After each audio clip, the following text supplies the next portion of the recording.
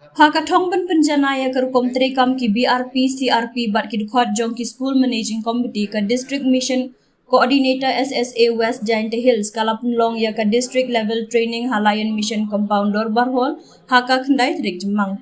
Shua ka training layo ya ka jingkran Aiman Sim na ka DMC SSA West Giant Hills ka kong M Lakyang kabala kentu ya baro kinoy bynta bandong ki maple jimut ya ka ka bakilayo lingba ni ka training kenang bakin la ban sam lem shakiway. Ka State Community Mobilizer and State Planning Officer SSA Meghalaya Shillong ka kong JJ Sinrem kalabatay siya pangka role jong ki SMC kat kum ka an RTE Act ahjar khandai bat NEP ahjar arpo. Kat bau District Disaster Management Officer West Giant Hills ma Arlingdo ulabatay siya pangka School Disaster Management Plan.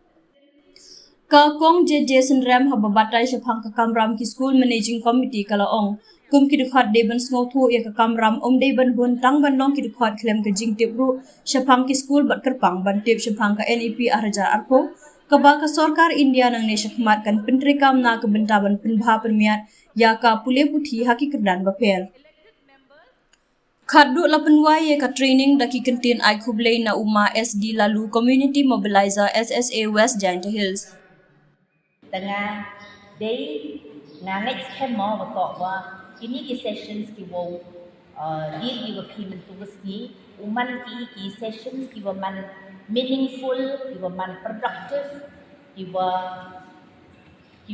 yogi tu nya ko haka takam ko kamon penrekam ko di SMC curut bagi BRP bagi CRP dengan next kemo wa next ajanwa iwan i doubt leni ibam sia ko ki siapa clarify ki baby mentulis ni yo penci gini faculty ni resource persons ye ham hesitate ko dile ne bha ile betok wa kini ki sessions to man ki interactive sessions wa give you it's an open discussion hapok bandika training mentulis ni the role of SSC.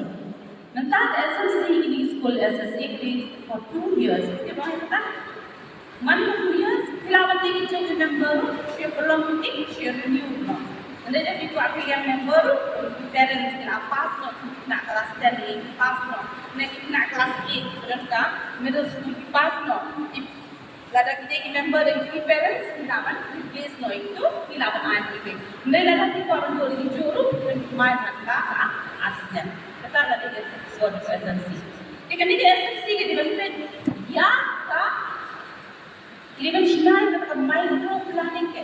Nama pun tangan sama saya balai. Micro planning ke be ihaban pending progress mas kolumbi ke. Nadu kali sunem bagus tole sim don idita. Ndai di maintenance register pun tak nombor bapas, tak nombor bakir, teng dia nak dalam dong kan. Dia nak dalam dong kan, kita kita I break na. Nanti kita tadi nak dalam begini kesalu. Nasi is coming from a broken family.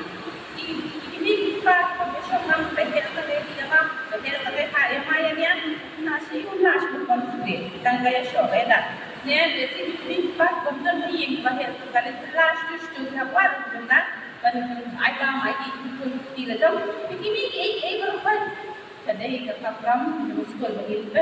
Progression ini kedau. Maka achievement dia dalam result. Dan itu kenal dia. Nak kedau. In all kind of children, any kind of children present in the classroom. It may be a children without disability, it may be a children with disability, it may be a children with a socio-economic disadvantage. All kinds of students should be treated equally in one classroom. That's what we mean by inclusive education here. And this approach, when we go to this approach, then we value the diversity of each and every student present in the class. We respect the culture. So that is what all about inclusive education. We remove the barrier to the learning and also we make each and every student to participate in the extracurricular activity or co-curricular activities.